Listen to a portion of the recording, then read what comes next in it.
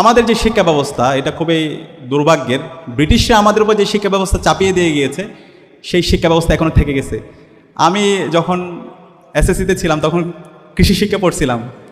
তো কৃষি শিক্ষা এটা জাস্ট হচ্ছে ওই দু একটা মানে ওই যে হর্টিকালচার পার্ক, এরপর হচ্ছে হেরিটেজ পার্ক, কোনো কিছু কখনো বোঝাই নাই, জাস্ট মুখস্থ করছি। তো এই ধরনের তো পার্ক করে আর মুখস্থ করে ডেফিনেশন মুখস্থ করে তো কখনো এখান থেকে ভালো কিছু বের হবে না। তো আমাদের এই প্রত্যেকটা জায়গায় আমরা মাদ্রাসায় যারা পড়াশোনা করে দেখা যায় মাদ্রাসায় সে ক্লাস 2, 3, 4 থেকেই ইসিম কাকে বলে, ফেল কাকে বলে, হরফ কাকে বলে, আরবের ওই গ্রামারটাই সে পড়ে, অথবা ইংলিশের সেন্টেন্স কাকে বলে, ন্যারেশন কাকে বলে, শুধু কাকে বলে শিখে, কিন্তু কাকে বলে না শিখে কীভাবে প্রয়োগ করতে হবে এটা আমাদের এই শিক্ষা ব্যবস্থায় শেখানো হয় না।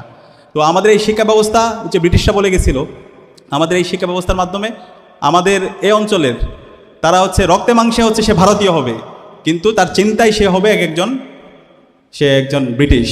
তার ওই চিন্তা ওর মধ্যে থেকে যাবে এবং এই শিক্ষা ব্যবস্থার মাধ্যমে এই সমাজের কোনো পরিবর্তন হবে না।